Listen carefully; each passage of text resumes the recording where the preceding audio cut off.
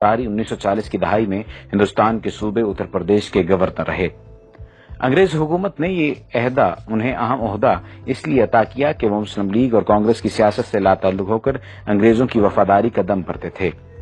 नवाब सतारी अपनी याददाश्तें लिखते हुए इंकिशाफ करते हैं कि एक बार उन्हें सरकारी ड्यूटी पर लंदन बुलाया गया।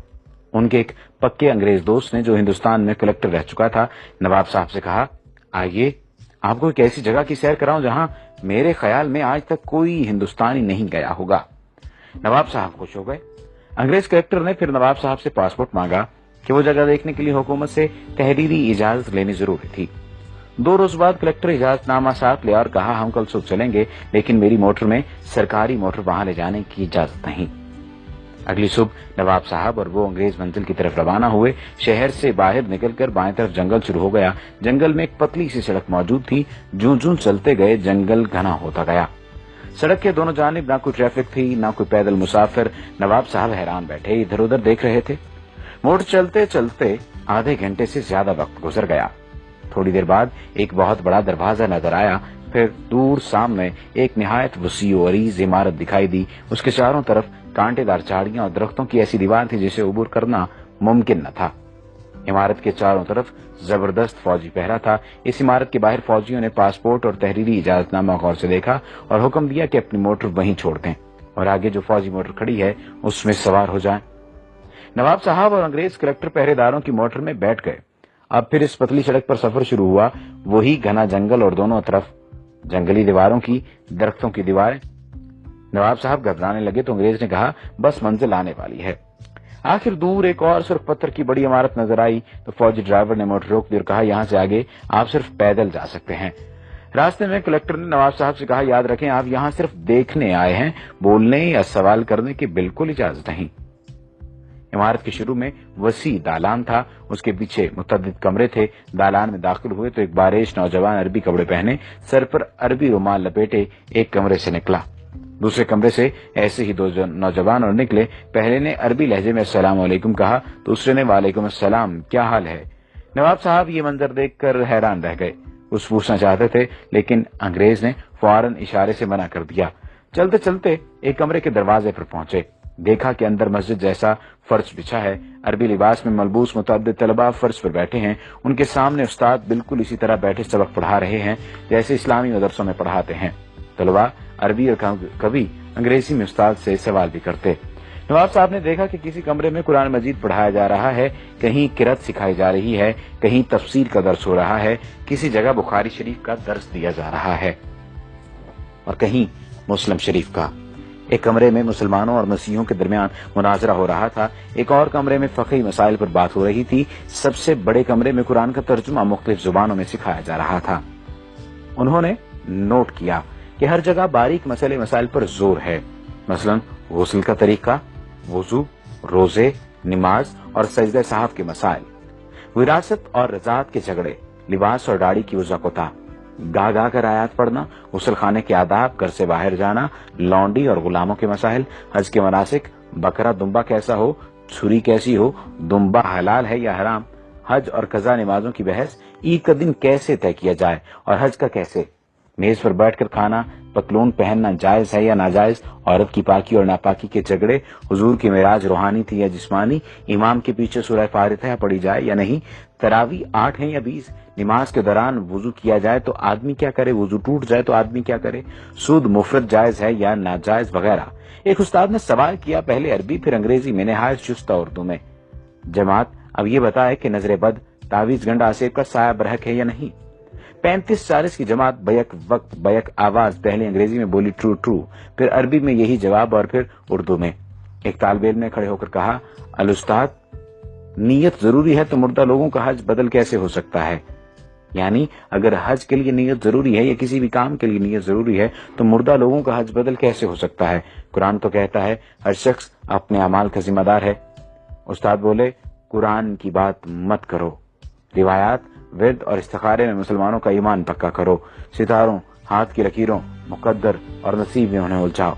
ये सब देखकर वो वापस हुए तो नवाब सतारी ने अंग्रेज कलेक्टर से पूछा, इतने अजीम दीनी मदरसे को आपने क्यों छुपा रखा है?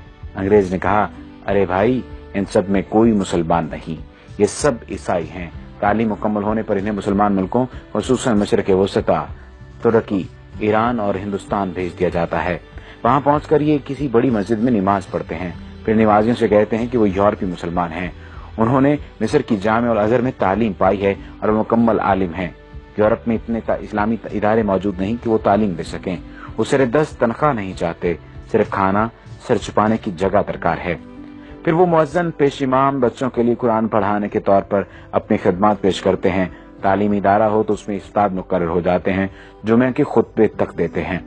نواب صاحب کے انگریز مہمان نے انہیں یہ بتا کر حیران کر دیا کہ عظیم مدرسے کے بنیادی اہداف یہ ہیں: مسلمانوں کو روایات، ذکر کے وظیفوں اور نظری مسائل میں الجھا کر قرآن سے دور رکھا جائے۔ حضور اکرم صلی اللہ علیہ وآلہ وسلم کا درجہ جس طرح بھی ہو سکے گھٹایا جائے۔ کبھی یہ کہو کہ آپ صلی اللہ علیہ وآلہ وسلم نعوذ باللہ رجل مسحور یعنی جادو زدہ تھے۔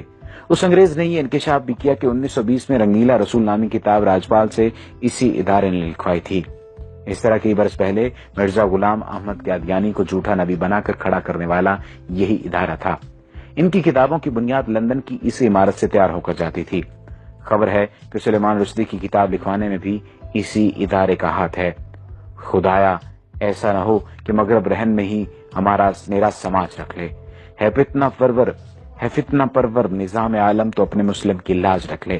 اب جنگل کی حویلی کے ایک مکین سے ملاقات کیجیے۔ یہ واقعہ میرے دوست حسین امیر فرحات کے ساتھ کویت میں پیش آیا۔ واقعہ انہی کی زبانی سنیے۔ یہ 1979 کا واقعہ ہے۔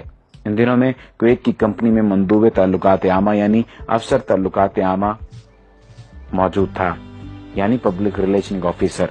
ہماری کمپنی کے ڈائریکٹر نے سری لنکا سے گھر کے کام کاج کے لیے خادمہ منگائی۔ دوسرے دن مجھ سے کہا اس خادمہ کو واپس بھیج دو، وہ ہمارے کسی کام کی نہیں، کیونکہ عربی جانتی ہے نہ ہی انگریزی۔ میں اس کے دستاویزات لے کر متعلقہ جگہ پہنچا تو پتا چلا کہ فی الحال سری لنکن سفارت موجود نہیں، البتہ برطانوی سری لنکن باشندوں کے معاملات دیکھتے ہیں۔ برٹش کونسل میں استقبالیہ کلرک نے میرا کارڈ دیکھا تو مسٹر ولسن سے ملایا۔ وہ بڑے اتفاق سے ملے اور بٹھایا۔ جب اس نے اندازہ لگایا کہ میں بھارتی پاکستانی ہوں تو اردو میں کہا، میں کیا خدمت کر سکتا ہوں؟ میں نے سری لنکن خادمہ کے متعلق بتایا تو اس نے کہا، کوئی مسئلہ نہیں، اسے ہم رکھ لیں گے، آپ کو جو خرچ آیا وہ ہم ادا کریں گے۔ یہ بتاؤ کہاں کے رہنے والے ہو؟ میں نے کہا پاکستان۔ وہ بولا وہ تو بہت بڑا ملک ہے۔ میں نے کہا پشاور کا رہنے والا ہوں۔ پشتو میں پوچھا کون سی جگہ؟ میں نے بتایا نوشہرہ۔ جب میں نے گاؤں کا نام بتایا تو اس کی آنکھوں میں عجیب چمک پیدا ہو گئی۔ پھر وہ مختلف لوگوں کو پوچھنے لگا۔ میں نے بتایا کہ کون مر گیا ہے اور کون زندہ ہے۔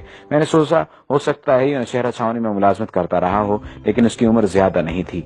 اس نے کہا کچھ اور کہانی سنائی، پھر اس نے کافی منگائی، پھر انٹرکام پر کلرک سے کہا کہ اس کے پاس کسی کو مت بھیجنا۔ وہ اتنا خوش تھا کہ میں بیان نہیں کر سکتا تھا۔ اس کی خوشی دیدنی تھی۔ کافی کے دوران اس نے بتایا میں آپ کے گاؤں محلہ عیسیٰ خیل میں 4 سال تک پیش امام رہا ہوں۔ میں نے پوچھا کیا آپ مسلمان ہیں؟ وہ بولا میں نے 4 سال تک آپ کے گاؤں کا نمک کھایا ہے۔ آپ کے گاؤں والوں نے مجھے بڑی عزت دی۔ میں آپ سے جھوٹ نہیں بولوں گا، میں عیسائی ہوں، یعنی اہل کتاب۔ اس کے بعد میرا اس کے ہاں آنا جانا رہا۔ وہ مجھے اپنا ہم وطن سمجھتا رہا اور تقریباً میرا ہم عمر تھا۔ تعجب کی بات یہ ہے کہ وہ ہمارے ہاں پاکستان بننے کے بعد رہا تھا۔ ایک دن میں نے پوچھا آپ پٹھانوں کا کھانا کیسا کھاتے رہے؟ یعنی آپ کو ذائقہ عجیب نہیں لگتا تھا؟ کیسے کھاتے تھے آپ؟ وہ کہنے لگا آپ لوگوں کا کھانا اتنا مزیدار ہوتا ہے کہ میں یہاں آج بھی گھر جاتے ہوئے ایرانی تندور سے روٹی لے کر موٹر میں روکی کھاتا ہوں۔ جب میں کویت سے پاکستان آ رہا تھا تو میں نے اس سے وہی سوال پوچھا جسے وہ ہمیشہ ٹالتا رہتا تھا۔ میں نے دریافت کیا اب تو بتا دو کہ تم عیسائی ہو کر پٹھانوں کے گاؤں میں روکھی سوکھی کیوں کھاتے تھے اور پیش امام کی خدمات انجام دیتے رہے، آخر کیوں؟ وہ کافی دیر تک سر جھکائے سوچتا رہا، پھر سر اٹھا کر میری آنکھوں میں جھانکا اور کہا ہمیں اپنے ملک کے مفادات کی خاطر بعض اوقات بہت کچھ کرنا پڑتا ہے۔ ہمارے ہاں لندن کے مضافات میں ایک مرکز ہے جہاں شکل و شبہات دے کر انگریزوں کو بیرونی مذاہب اور زبانوں کی تعلیم دی جاتی ہے۔ وہاں سے فارغ التحصیل ہو کر پھر ہمیں مختلف علاقوں میں بھیجا جاتا ہے۔ گاؤں آ کر میں نے محلہ عیسیٰ خیل کے بزرگوں کو یہ واقعہ سنایا تو ایک بوڑھے طالب علم نے کہا مجھے شک پڑا تھا مگر سب کہہ رہے تھے کہ یہ چترالی ہے۔ وہاں اکثر چترالی مولوی پیش امام ہیں، وہ بھی گورے ہیں بالکل انگریزوں کی طرح۔ پھر طالب علم نے کہا چلو بھائی اب 4 سال کی نمازیں لوٹائیں جو ہم نے انگریز کے پیچھے پڑھی، کھانا خراب ہو اس کا۔ جب میں نے جنگل کی حویلی کے متعلق پڑھا تو مجھے یقین ہو گیا کہ مسٹر بیلن ضرور جنگل کی حویلی کا پروردہ تھا۔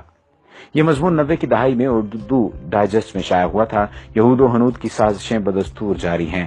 یہ مضمون اس نیت سے ضروری ترمیم اور اضافے کے ساتھ دوبارہ بھی شائع کیا گیا تاکہ سادہ لوگ مسلمان باخبر رہیں کہ دشمن انہیں کمزور کرنے کے لیے